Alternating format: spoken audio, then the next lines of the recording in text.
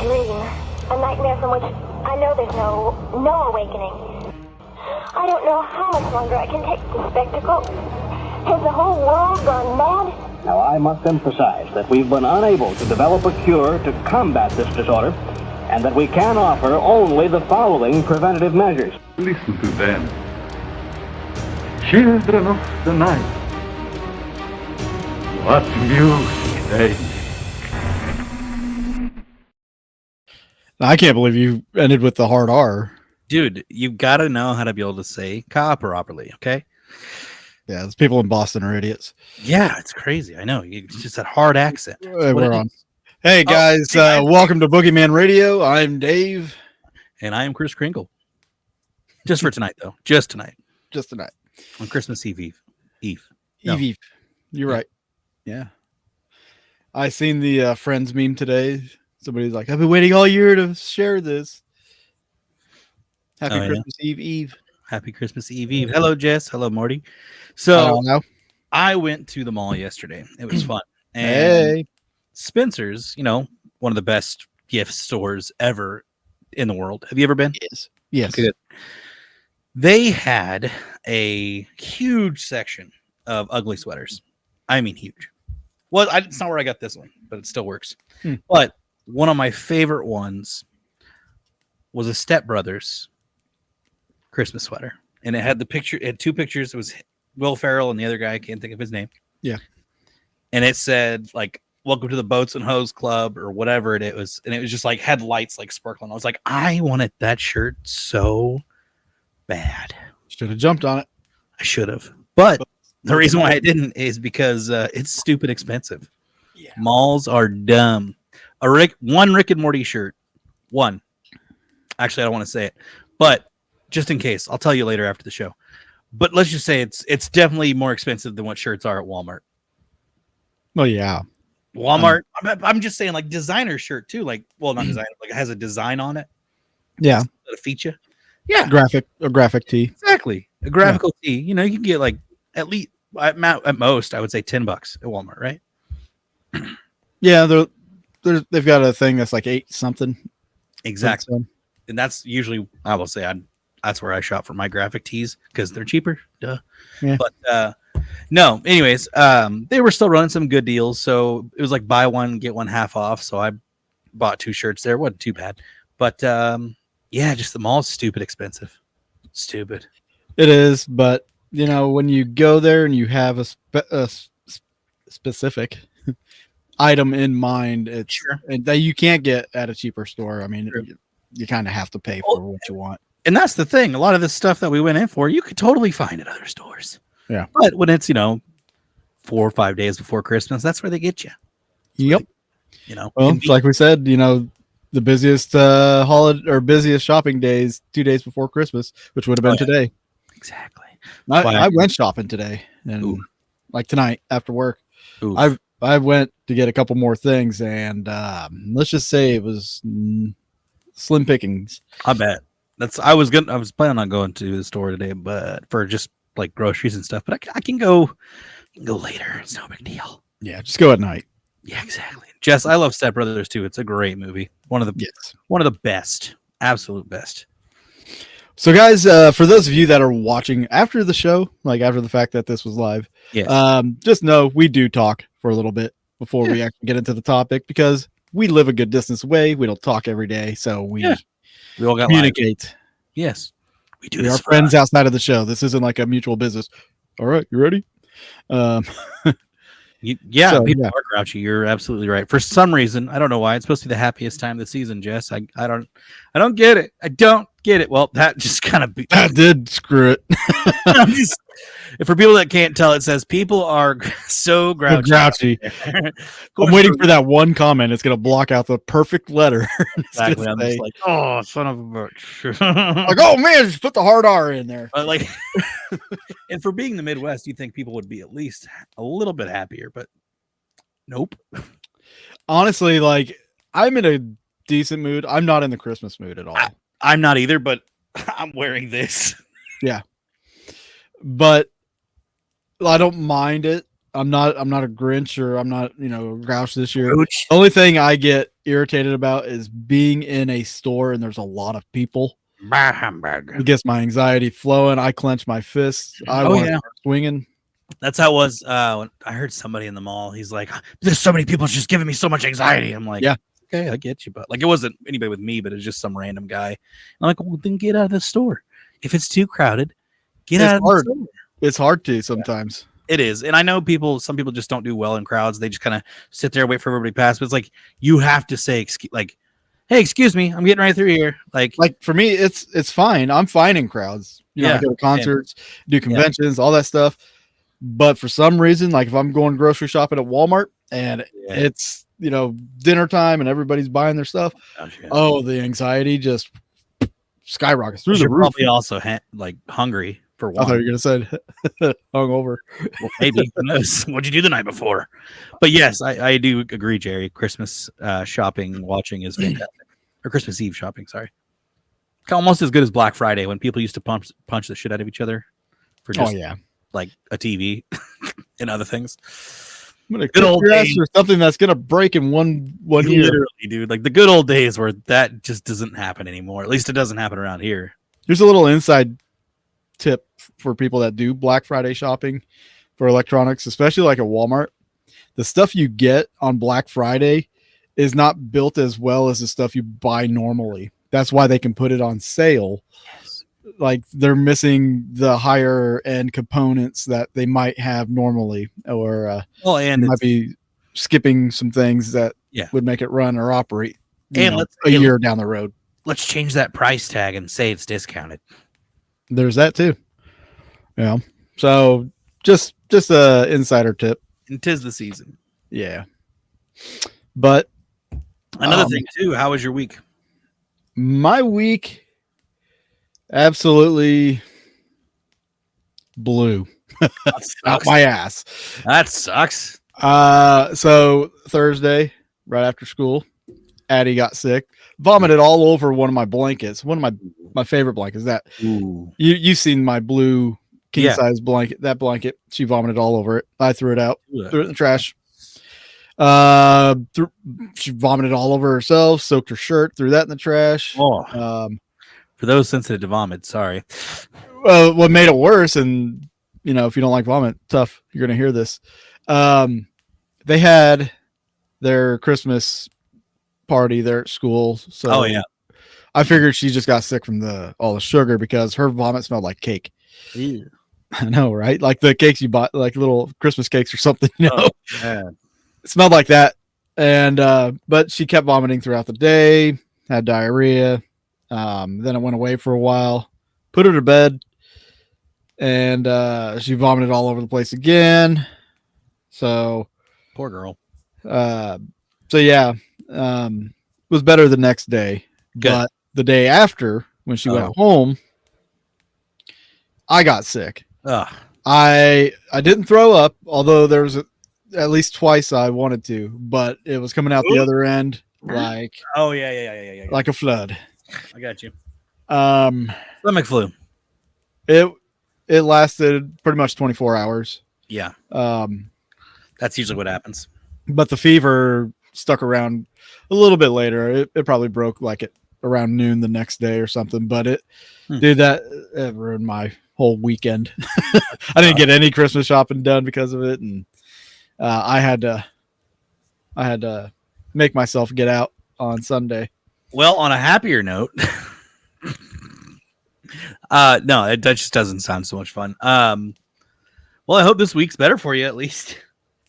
I get paid for Christmas, and I get a couple days off after anyway, so I didn't have to take any time off. And I got to put in for some of my sick days, so I'm getting paid for being sick. So yeah, that's doing all right. But this month, honestly, is just not just this month. Going back into November since I started having to do the dental shit.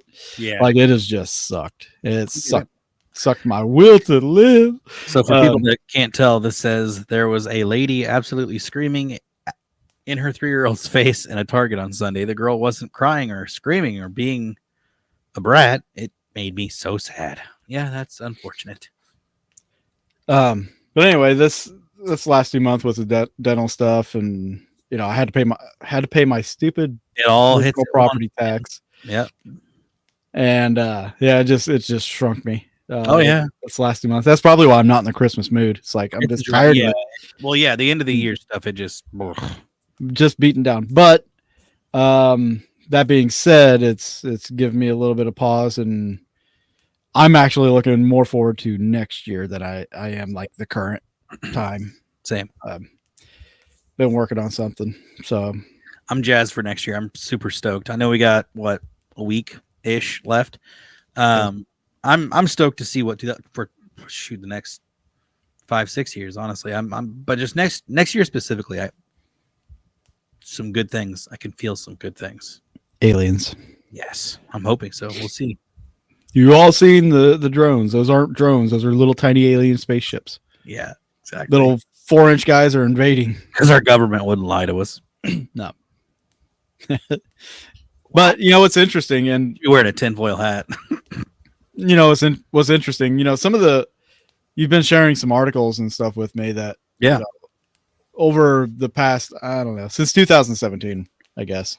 Yeah, it's really those articles and everything have really followed along with the kind of research I've been doing. No, I know. In regard to the paranormal field, and it makes me laugh every time you send me something like that. Yeah. I'm like, this is kind of where I'm going with shit, guys. I think of you immediately when I saw those, I thought immediately about you, and I'm like, I bet this is the stuff that Dave's working on, or if he isn't, it makes a lot of sense that he would be in the future or something.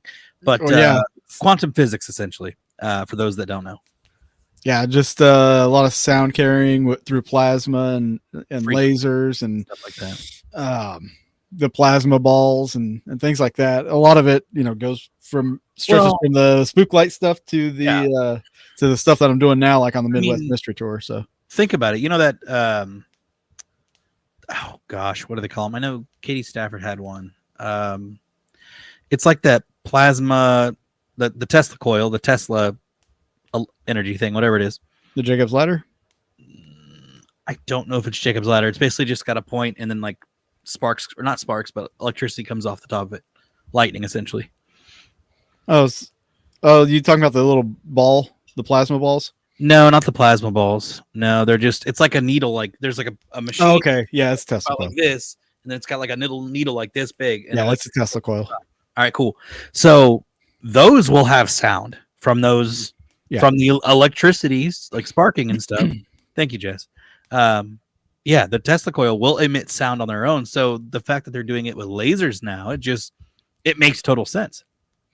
And go like some of the older, not old episodes, but the later episodes of Ghost Hunters, and there's some other shows that were starting to. I think Ghost Adventures was even starting to do it.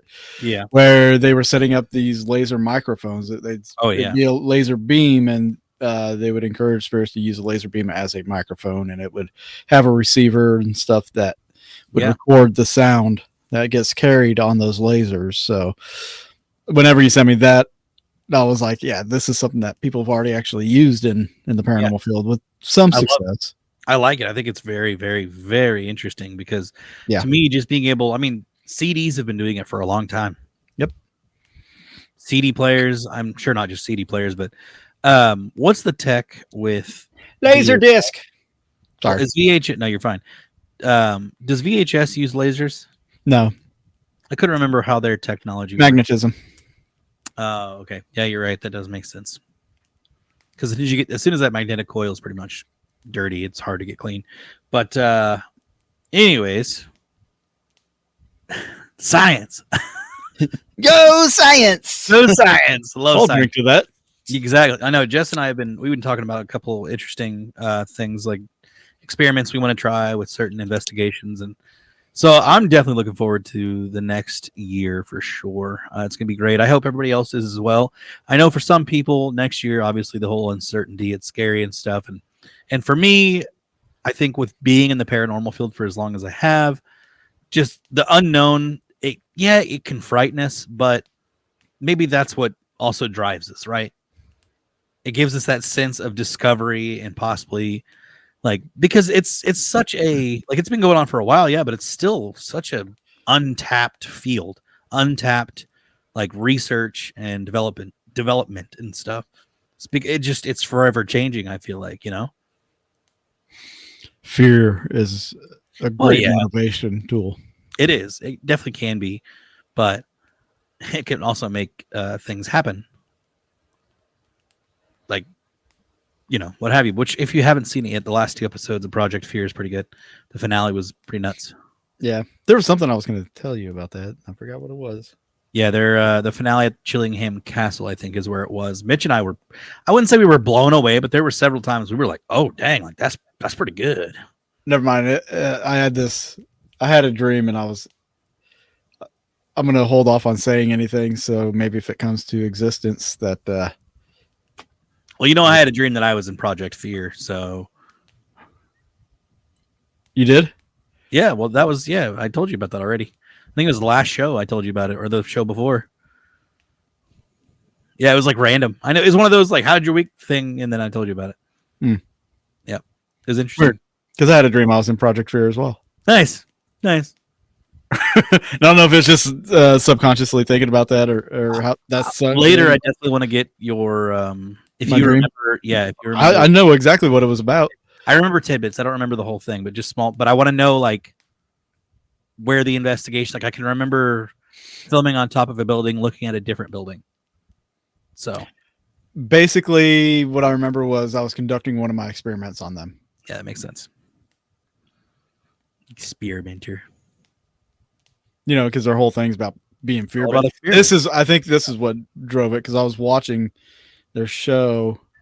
Yeah. And I got to thinking, man, I'd love if their whole premise is about fear, I would scare the absolute shit out of them. If what they're doing right now is scaring them, I would absolutely scare the dog shit out of them. Yeah. So I'd agree with that. Maybe I'll set something up. Who knows? Maybe I'll try. I can't. Doesn't hurt to try. It'll happen, but doesn't hurt to try. Don't get your own hopes up, but it doesn't hurt to try. Yeah, I'll just send a word. Exactly. So, all right. For those that don't know, it is the week of Christmas, and with the week of Christmas, there comes many different traditions and festive things for people to do. Well, the biggest one that I think has gone for the longest that we know of recorded history is Yule, as far as I know. And you know what? What? A lot of you people, I was going to use the F-bomb, heathens, are a bunch of heathens, and you have stolen from shit. Well, you can't really, the word. If you're blaming Christians for being heathens, it's not actually how that works. It's the Christians that blame the others for what? You churchgoers are being sacrilegious. You're hypocritical. Sure, we'll go with that. Sacrilegious, right? It wouldn't be sacrilegious to use no. To take. God, what is the word I'm looking for? I don't know. You know what? Never mind. Let's just get into it. The problem is he's not drinking, guys. I'm not. That is the problem. I probably would have thought of the word. God, it's crazy how it's not. It's going to be a weird show or nuts show when I'm the one that's drinking and not Dave. Yeah, what the hell's happening? Stuff. It's like the change. The world is healing. I'm sure things are changing. Heretics. I'm sure I'll drink over the weekend. Jess says heretics. Heretics. Heretics. What? Blasphemers. Blasphemers. Blasphemy. Actually, yeah. It's. I mean, if you really think about it, which I know we've talked about it before, they're celebrating paganism, but they're supposed to be Christians. Yes and no. Yes and no. They're not celebrating what the Yule log and the tree represents. They're celebrating, That's just weird. You said log. Beavis and Butthead. Oh yeah, log. Oh, Beavis. That's horrible. Anyway, so I think before we get into some of the traditions and things, we need to bring forth where Yule has come from. Yes. So Yule is a midwinter celebration held since the 4th century. Scandinavians have different names for Yule depending on the region. Norway, Sweden, Denmark, they call it Jule. Finland, Julu. Iceland, Joel. And Germany, drink to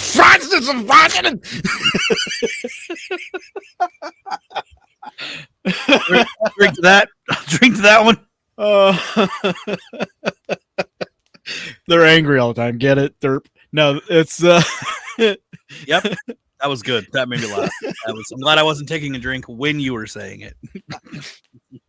Oh shit, that's good. No, Germany's is Joel and Julesiet. Oh, Julesiet. Is that all of you?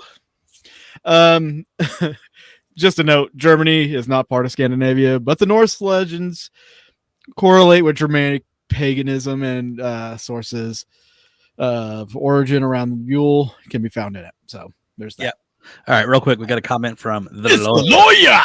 Says, how would you feel if your soul was transported into or inside a tree seedling and you watched a forest grow, live, and change over the course of hundreds of years? Do I have to pay child support?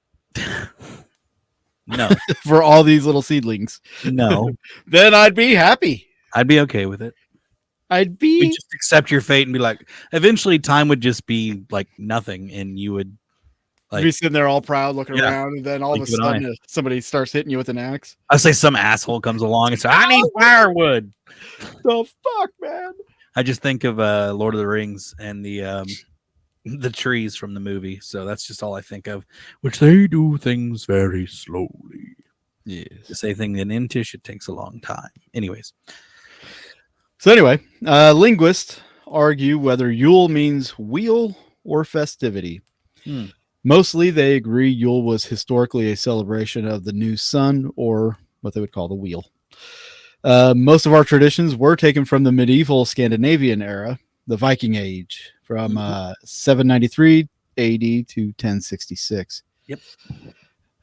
During this time, people relied on Norse mythology as a basis of culture. So I guess that begs the question: is this religion or is it just culture? That's so true. But Jess got a good point.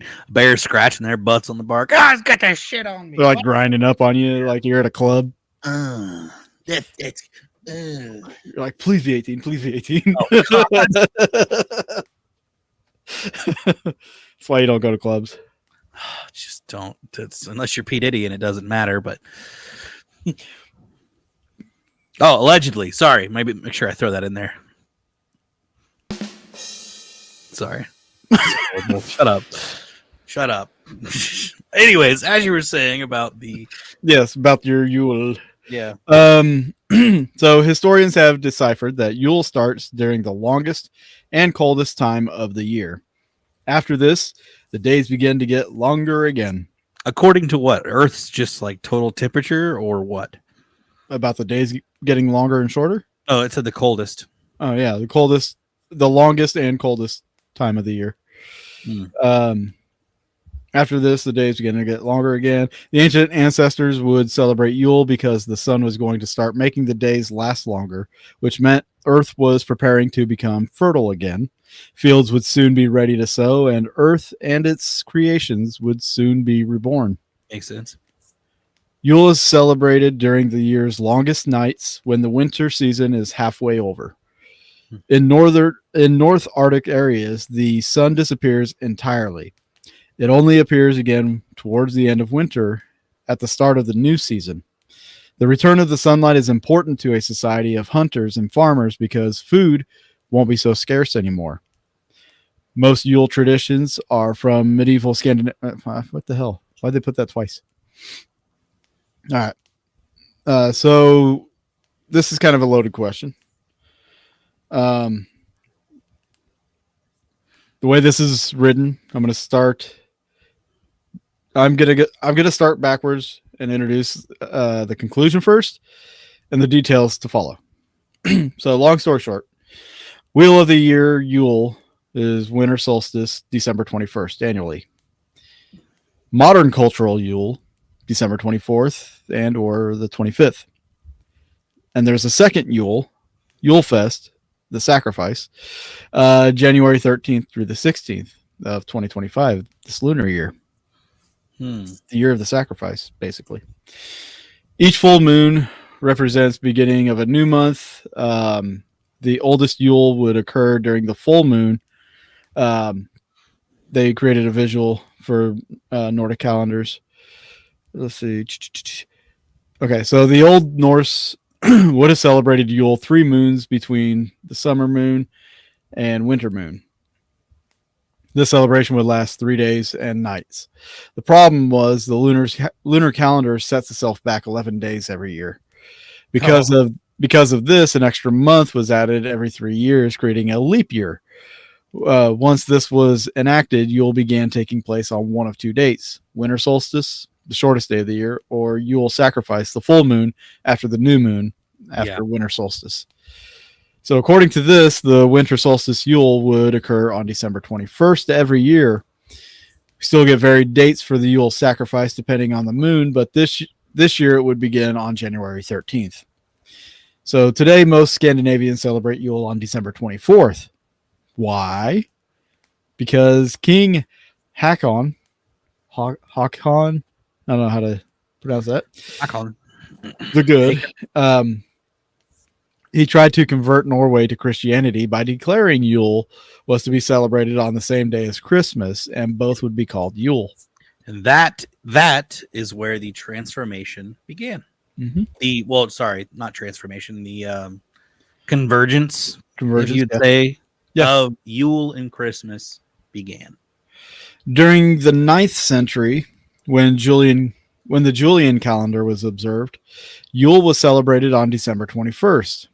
When the world changed into the Gregorian calendar, these celebrations moved from the 21st to the 24th. Today, people celebrate 12 days of Yuletide as a countdown to their observed Yule. Historically, it would have consisted of many festivities, from the new moon of the winter solstice to the full moon of Yule sacrifice. The party would not conclude until all the food and drinks were consumed. Whoo! That's a long time. That's more partying than what happens today. Especially if your occupation was to make alcohol. Oof. I got barrels of this shit. You want me to drink it all? You'd be rich. You would be a rich person. It's like the opposite of fasting. Consume everything. Mm-hmm. Gluttonous. Happy consumption. Gluttonous. So there's a lot of celebrations that have happened throughout the centuries that we've kind of taken on as part of that convergence, the Yule to Christmas. Did you have some of those locked and loaded and ready to go? Say the traditions and stuff. Is that what you're talking about? Yeah, traditions. Yeah. So just to name a few, I got it right here. So you have the pine cone wishes, and that means new beginnings. They would write wishes and put them in a forged pine cone and then burn them on the new year. So that was part of the tradition. Then you had the Yule log, which was decorated in evergreens, holiday berries, and then burn candles to represent the return of the sun. And Can you imagine how many house fires that started? Well, if you were smart about it, it was fine. You have a wooden log. It's probably in the fireplace. The pine needles. Well, that'd be fine. With candles on top. It's fine. Pine needles go up like that. It's fine. There's a reason why it's in the fireplace. Oh, they put it in. I didn't hear you say in the fireplace. I mean, it doesn't say it, but I would hope they would have common sense to put it in the fireplace. Bruh, they didn't have common sense. Okay. Right. Okay. Oh, sure. Okay. Then the Yule bells, they would hang them around their home to drive away negativity and bring a positive energy for the year ahead. And then the wreath, symbolic of the wheel of the year, circling life, death, and rebirth. Oh, fun fact of the Yule log, by the way. Some people attest to that, like later on when Christianity kind of formed it with Christmas. It was another representation of Jesus. Think about it. Burning candles represents the return of the sun. Get it? Yeah. All right. Then what do you think's the number one recognized tradition of Yule? Besides, well, I guess Yule log would be the number one, but elves. No. We've talked about it before, and it's definitely not elves. I mean, Ghost stories. Oh yeah. Come on. Warmth and group bonding by the Yule log, sharing tales of spirits and haunts on the darkest night of the year. Just makes sense. I don't know why that was a thing, but okay, sure. What? I was going to say it does make sense. Because, any holiday season like this, where families get together, drinking happens, like Morty said, drinking. People reminisce when they drink. People reminisce when they get together with friends and family. So it only makes sense that they would start telling ghost stories because they start talking about the past, and the past leads into things that they may have experienced in the present, and then he said, she said, I heard this, and that's stuff gets made that way. Yep, exactly. So in the not the beginning, but as things changed, the tradition of grabbing the tree, the evergreen tree, right? So evergreen plants held a mythic importance for the Nordic people. Living within the frigid forests of northern Germany, they believed they shared the landscape with numerous gods and spirits. Each year, with the arrival of the winter solstice, the darkest day of the year, pagan civilizations across northern Europe would make sacrifices to North god Yule, pronounced Yule, by bringing evergreen into their homes, called Yule trees, to bless and protect the inhabitants. Basically, it was like, bringing life into a dark times. It was a new beginning and such. So this tradition eventually spread to other regions in northern Europe as well by bringing evergreen trees, plants, and leaves into their homes upon the arrival of the winter solstice, which occurs in the northern hemisphere between December 21st and December 22nd. The return of life at the beginning of winter's decline was celebrated, although the specific practice varied from country and culture. The symbolism was generally the same.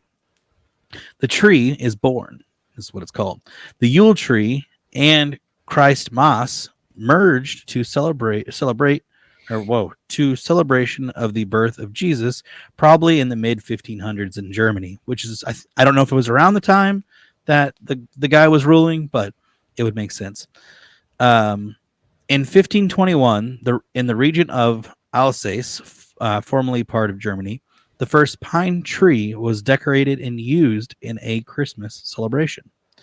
In 1539, in the Cathedral of Strasbourg, there was a church records that state a Christmas tree was used for Christmas celebration.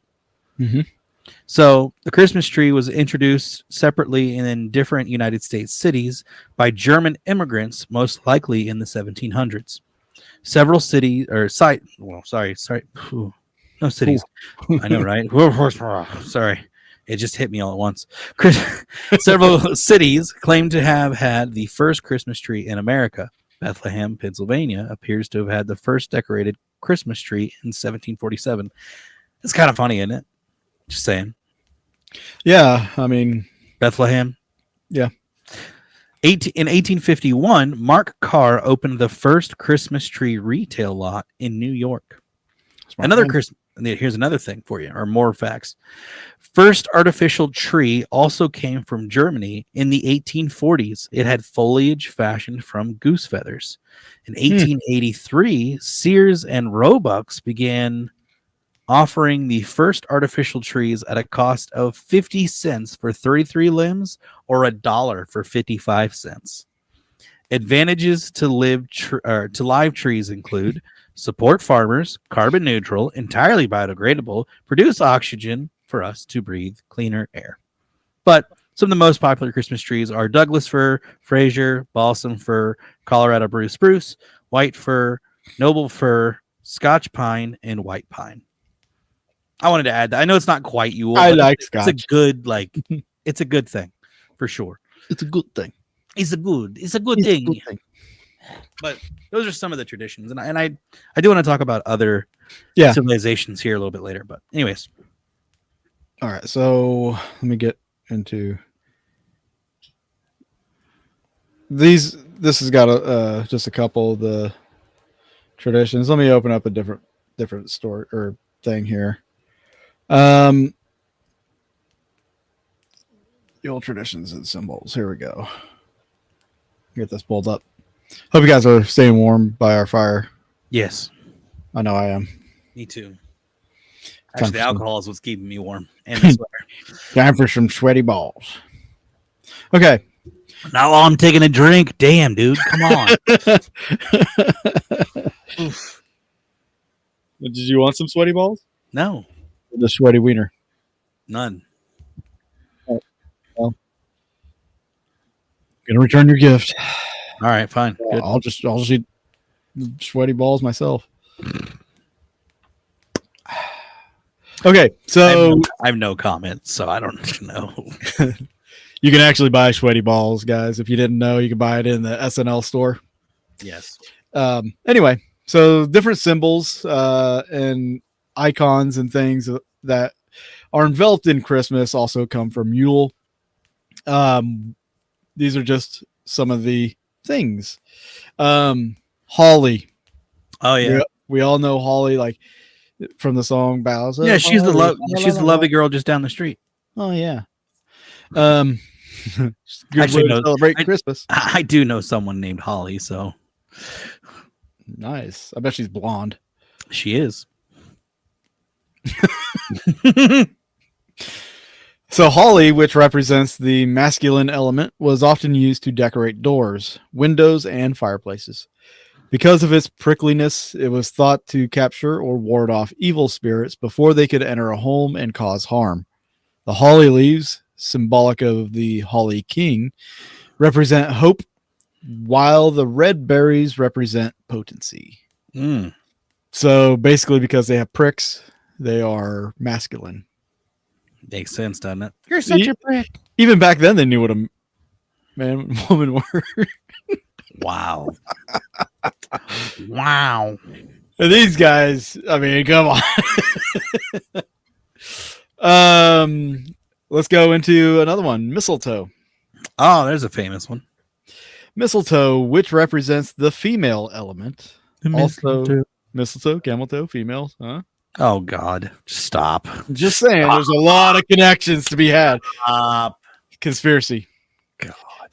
So mistletoe, which represents the female element, also holds much more importance as it was used by Druid priests in special ceremonies during the winter solstice. Even I haven't drank enough for that. They believed that its green leaves represented the fertility of the mother goddess, and its white berries the seed of the forest god or oak king. Oh. Druids would harvest the mistletoe from sacred oak trees with golden scythes, and maidens would gather underneath the trees to catch the falling branches. I'm hoping with their faces. Because that's what I just pictured. They're like, ah. Anyway. Hope they can catch. This is Kenny Rogers. This is the bat catch with my teeth trick. Anyway, if you haven't seen Mad TV, I'm just saying that's a one to see. Love Mad TV. Kenny Rogers Jackass. Yes. Best one they ever did. Anyway, the maidens would gather underneath the trees to catch the falling branches, preventing them from falling to the ground. For if this happened, it was believed that all sacred energy in the plant would pour back into the earth. The branches and sprigs were then divided and distributed to be hung over doorways as protection against thunder, lightning, and other evils. Mistletoe was also worn as an amulet for fertility or hung above the headboard. Wink, wink. So if you're going to kiss that mistletoe, you better kiss the other one. The other toe? Yes. Sorry. And you already went over the Yule tree and the Yule log. Yes. Wreaths were also traditional in ancient times, for they symbolize the wheel of the year and the completion of another cycle. Already read that one too. They were made of evergreens and adorned with cones, berries, and hung for decoration throughout the home. They were also given as gifts to symbolize the infinity of goodwill, friendship, and joyness. Oh, friends. Bells were often rung. Will be ringing. Sorry. Were often rung during the winter solstice to drive away demons. That's we could have made a clickbait thumbnail. We could have demons. Let's This talk Yule's about got demons. demons. Right. Let's talk about demons. I think a demon scratched this Yule log. Which demon stole a my demon- Yule log? Demon scratched my log. Oh God. Oh man, Help me. we're gonna get canceled. Probably. It's fine. Anyway, driving away demons that surface during the dark time of the year. Dude, if I lived in those times, I would be scaring the piss out of everybody because I know they don't have guns and they couldn't shoot me. They don't have okay, good point. Yeah. So I mean, to an extent, depends on which time you want to live in. I mean, Guaranteed there before were times guns, they had obviously. guns. Okay, so knives and swords, got it. Yeah. Yeah, I'd be running around outside. Like, Crossbows. boogie, boogie, boogie. Crossbows. Crossbows. I would dodge an arrow. Okay, you say that, but I did before. oh yeah, Yeah, it was only thrown at me, but like exactly. still, I can say I dodged one.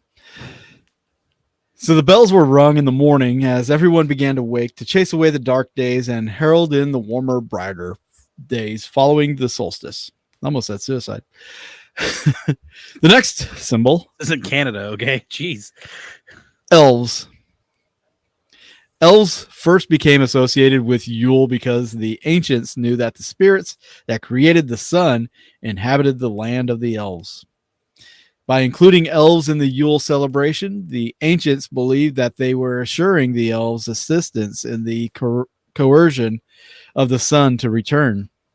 Do you think that maybe also, as we've said, other cultures derive their traditions from other cultures? Yes. With Krampus and Mhm. his dark elves or minions, I wonder if that would be derivative of Yule.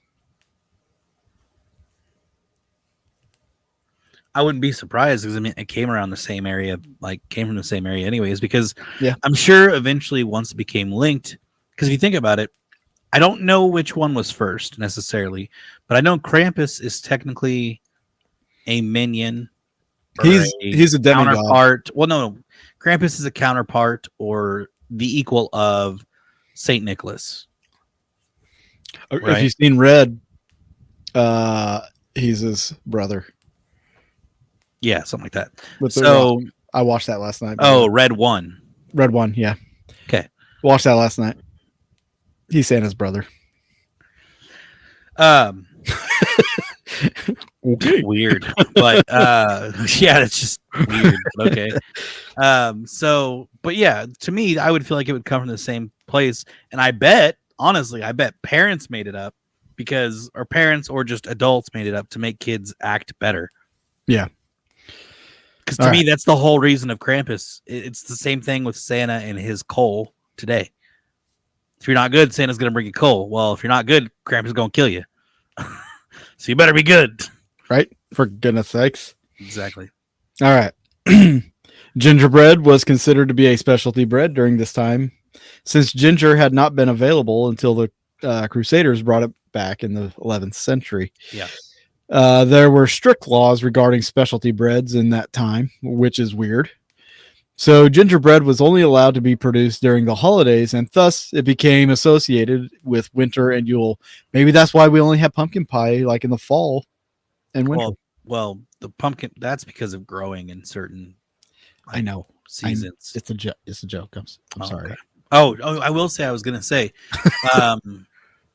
leading back to Krampus, and I know we've said it before, but various thoughts that Krampus and his other minions, his elves or whatever, were like the early basis of possible like what demons were considered to be in Christianity later on in life. Yeah. That makes sense. Which, yeah, because if you think about it, the Bible doesn't describe the devil as a red, pointy horned thing.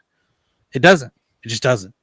So where the idea of that came from, I suspect, is it came from the traditions of Krampus. Because if you think about it, the Catholic Church tried to get rid of Krampusnacht, however you say it, over in those times by saying, it was of the devil. Well, yeah, maybe. It just makes makes sense. Exactly. Yeah, So, makes sense.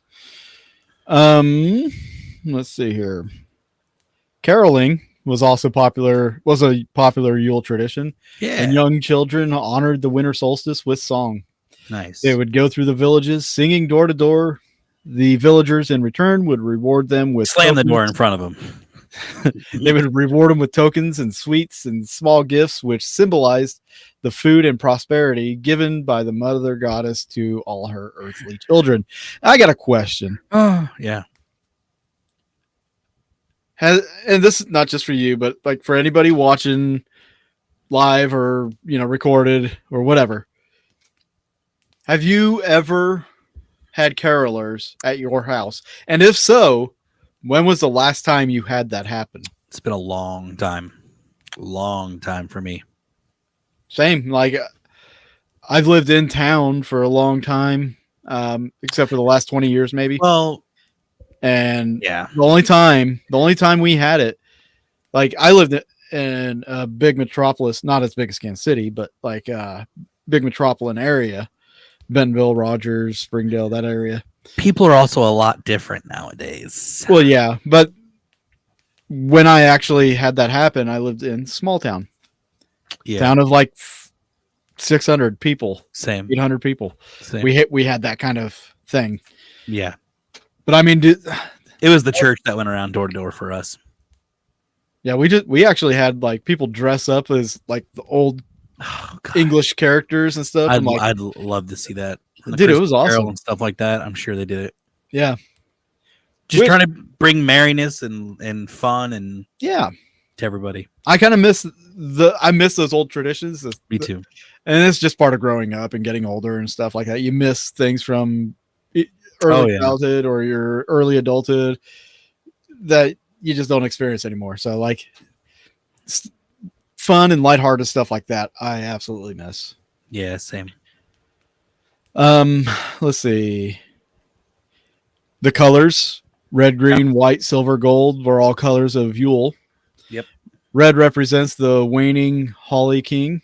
Green represents the waxing oak king. White represents waxing that ass. Oh shit, he said it. Jeez. That was totally out of left field. I wasn't expecting that one. That one caught me off guard. I'll say that. Yeah. Wow. No, white represents the purity and hope of new light. Well, I was way off. Silver represents the moon. Gold represents the sun. All I hear is purity. And I'm like, oh, not at all what Dave was saying. Food and drink of Yule. Of course, merriment. Log cake, gingerbread, fruits and berries, nuts, fruit pork cake, dishes, turkey, eggnog, ginger tea, spice cider, and wassail. I wonder who came up with eggnog, honestly. Like the original eggnog? Like, well, like who knows? Somebody wanted to get smashed but couldn't stand the taste of like alcohol. Yeah. Here's a dessert drink for everybody to enjoy, but also get really hammered. We're going to need to put some raw eggs in there and then stir it up. Okay, guys? No, you drink that. It's fine. Or maybe it was a drinking game. Like, let's see, make somebody drink the worst shit possible. And they stumbled upon this really delicious drink. It just says, and a partridge in a pear tree. I can never, ever not sing that bit of the song when I hear that sentence or when I see that sentence. I can never not say it. So, we were talking about Krampus. Here's some of the deities of Yule. The goddesses were the Great Mother, Earth Goddess, Freyja, Gaia, Diana, Bonade, Isis. What? Demeter. The gods, Mabon, the sun god, the star child. Yep. Alien. The Oak King, the Holly King, the Green Man. A lot of alien references here. Yep. The Red Man, not the rapper. Here you go. The Horned One. Yep. Odin, Luch, Apollo, and Ra. Isn't that interesting how like a lot of people see Odin or Thor with like a helmet of horns, right? And eventually that's changed over the years. Or with wings. Or with wings. Yeah. Well, when you think Vikings horned helmet. Yeah, I know. The horned one.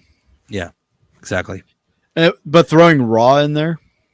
Yeah, I was actually going to talk about that. Go for it, my guy. I have a ting for that. So a couple different things, really. So, okay, we already talked about that. So there's two things I want to talk about: Roman Saturnalia, or Saturnalia. How do you Saturday night? say it? Yes. Roman Saturday night. And then, then we're going to get into the raw bit of it from ancient Egypt. So wait. Ancient Egypt in Nordic tradition? What? Ooh. Yep, we'll get into that. So, few culture. This is coming from learnreligions.com.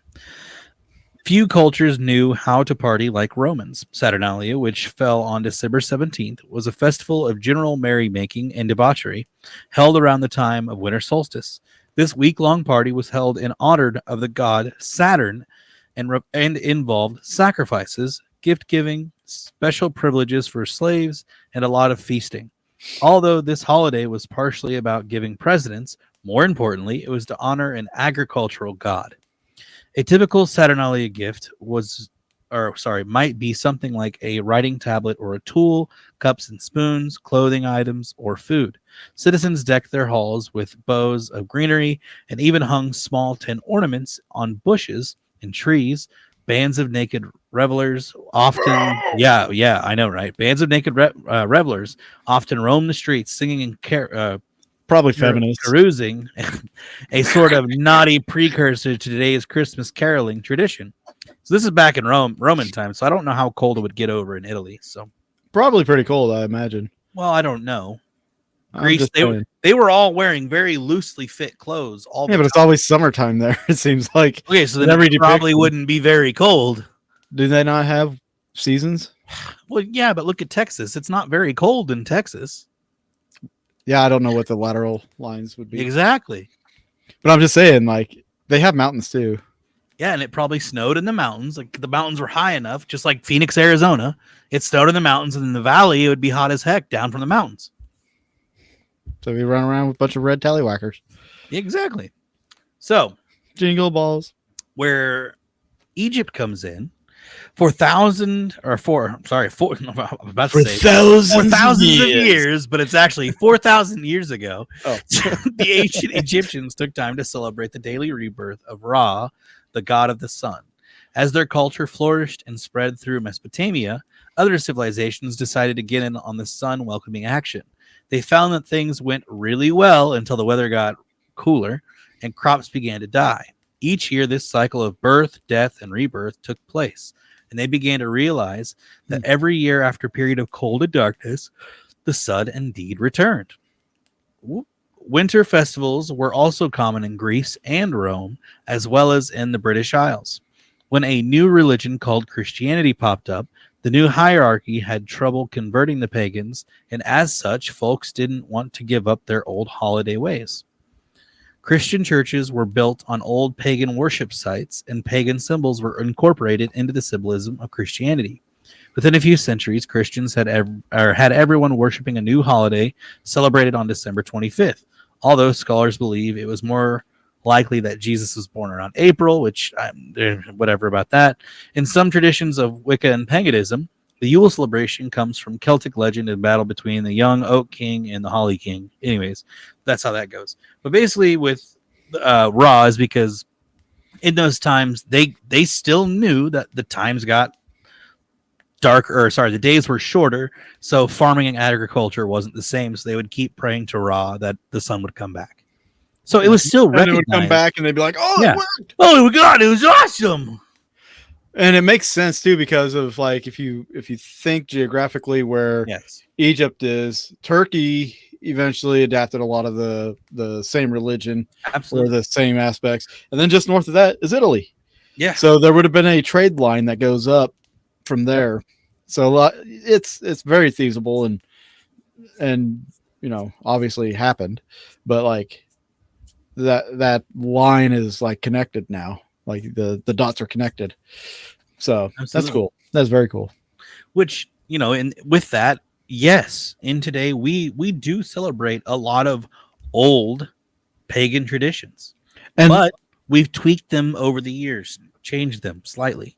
And what's amazing is like we don't think about this on a day-to-day basis. No, we like, don't. That's why it's so amazing to me, at least. Well, just how much we've adopted this culture's traditions, which they adopted some of the traditions from this culture, which this culture got from this culture, and it just takes us down this line. Well, here we are in 2024 celebrating Yule or Christmas, and half our traditions came from Egypt. Yeah, absolutely.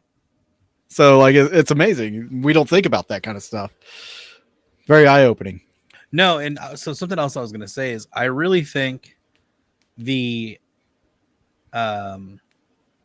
oh gosh, the reason why Christmas has become so huge, granted, in all different cultures it was huge for a lot of people, just this time of year, because they noticed that things were changing. But companies like Hallmark make a ton of money off this time of year. Not just Hallmark, obviously, but there's a reason why people call it a Hallmark holiday, because they keep these traditions alive to sell products. Yeah. It is what it is. And I was actually going to look here when Hallmark was founded in 1910 in Kansas City, Missouri. I didn't know that. That's funny. Huh. Yeah, I did not know that. I'm trying to find this. Oh, that was Hallmark cards. Sorry. But still. I'm trying to find this one piece. There's a thing that I had how the Vikings celebrated. There's an interesting piece on there on how they. Was it by the History Channel? No. I mean, there's that, but like. Feast and drinking. Where execution of burial sites. Sacrificing of horses was important to Viking religion. Swearing an oath. Because I have it says literally the title of the website is its history. It says how the Vikings celebrated the winter holiday. So there was this thing, and I'm trying not to read through all of it because I don't want to take so much time because we don't have a whole lot of time anyway. But thanks for listening. But no, like some of the traditions were like, besides the drinking and eating, they would offer a sacrifice, an animal sacrifice. Yeah, that's what I just said in the dark days. But what they would do with their sacrifices, they'd display them in their front yard. Look what I killed. Yeah, that's basically what they did. They did it and they showed it off to show what kind of sacrifice they made to the god, and then they ate it. Check this out. This is from that article. Horse meat also played a significant role in the Yule festivities. The saga of Hakon and the Good and the Norwegian king attends a Yule feast thrown by his pagan subjects who insist to eat some of the meat. Hakon refuses to partake, apparently because the eating of the horse meat was considered a pagan ritual. After being threatened with violence, the Christian king compromised, laying a linen cloth on the kettle of boiling horse meat and inhaling some of the smoke. The sacrificing of horses was important in the Viking religious practices, as demonstrated in several Norse sagas and the excavation of burial sites. So killing horses for the Norse were very, very common. I from what that seems like, at this time of year. And since Jess brought up Rome, so Roman Saturnalia, few cultures knew how to party like the Romans. Yeah. Saturnalia, which fell on December 17th, was a festival of general merrymaking and debauchery, because the Romans were good at that, held around the time of the winter solstice. This week-long party was held in honor of the god Saturn and involved sacrifices, gift-giving, special privileges for slaves. I think you brought this up. Yeah, never mind. Alrighty then. I didn't hear you. Who's not listening? No, I didn't hear you say. I didn't hear you say the Saturnalia. Oh yeah, I read when we went into Raw. I was like, hey, let me talk about the Romans real quick, and I said a whole 3-paragraph thing on the Romans and Saturnalia. I have short-term memory. Somebody doesn't listen. Anyway, you know what's interesting though? The whole sacrificing of animals thing. At least we sacrificed animals. At least they were sacrificing animals and they weren't sacrificing people. Maybe they weren't It's a good thing they weren't having pizza parties. Ooh, What? too soon, or not soon enough? No. Depends who you ask. You'll get that one eventually. Anyways, that's so true. If you know, you know. But Yeah. no, I'm just saying because I mean, think about it. Like a lot of South American and Northern American cultures sacrificed people. That's true. So, true. and I'm not saying they sacrificed them for like, Heathens. yeah, they didn't sacrifice them for the winter solstice or anything like that specifically. It was just God's mad at us. We must sacrifice people. Well, how'd you know God was mad? Because the sun wasn't out as long. The weather was crappy today. It got cold. Yeah. We don't have God's warmth. Yeah. There's a tornado. Better kill somebody. God. Up. Yeah, Yeah, you're dead. That's right. That's your dad. Yeah, that's right. This wind is not going to fix itself. Well, it blows me because it doesn't. I don't know if you've ever seen it. Is it? Oh gosh, what's the movie? It's a Mel Gibson movie, Apocalyptico. Yeah, that one. Yeah, it's pretty wild if you really like get into it and study those cultures. I don't know if this is going to take the fireplace off there, but I Probably will. Okay. How dare you? Okay, good. What do you want to put on? I'm confused. Sorry, guys. Oh, cool. You telling a ghost story? No, it's that Krampus stuff that I was going to have in the background. I didn't know. It's the end of the show. Yeah, I just now figured out that my volume was down on it, and wow. And I didn't know if it was gonna like lag this stuff. Yo ho ho! Wait, wrong thing. Wrong. Maybe Santa was a pirate. Maybe he just got too old for piracy, and they kicked him off the ship. So he's like, right. "Fuck you! I'll make my own ship, and right. I have my own slaves, and I'm gonna call them reindeer. I'm gonna use reindeer as my slaves because they listen to me." And you have a whip. And I have a whip. Well, to be fair, so does Indiana Jones, but I don't see what that has to do with the price of tea in China.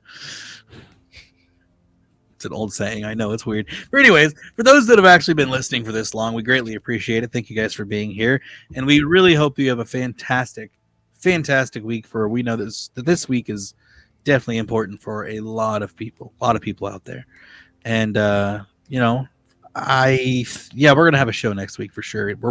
It's the New Year's week, man. Can you believe it? Oh, we're already almost a week out from the new year. No, here's something that's even harder to believe. What? We're coming up on 4 years. What? Yeah, it's pretty wild. We have been going for 4 years, almost 4 years. 4 years on Boogeyman Radio. We started in 2020, right? Yeah. Wouldn't That's it be insane? Wait, no. We started in 2021. Yeah, 2021. 2025 will be 4 years. Yeah. Yeah. Okay, cool. I was like, there's no way we started in 2020. Good times, guys. Good times. That's crazy. God, 4 years. Yeah. Wait, since this is our last show of 2024. No, it's not. It's not the last show of 2024? Unless you don't want to have a show next week. Wait. The 30th. The 30th is next week. Is it really? Yes. There's 31 days in January in December. So we need to come up with some New Year's resolutions. Predictions. We're going to have a prediction show. Yes. We need to do this every end of the year. New Year. And we need to make sure we remember these predictions, or we go back. Yeah. That'll be our show. We go back on last year. Oh, yeah. Yeah, we'll go back and watch see how they came through. Yeah. And then make new predictions for 2025. Oh, yeah. Hell yeah. I got some. Actually, one of mine kind of came true. Surprised you remember them because I don't. I remember one. Yeah, we'll go back. We'll go back and watch the video. Thanks, guys. Join us next week for all sorts of fun. Have a great, safe Christmas, Merry Hanukkah, Kwanzaa holiday shenanigans, or whatever you want to say it is. Happy Yuletide. And happy Yuletide for those that celebrate Yule. And Saturnalia. That's a little bit later, but it's fine. For those that like dancing naked, just got right there. For those of you that like pho. Pho. Yeah, he's the king of it. Exactly. All right, guys. Have a good night and happy holidays. Bye, everybody.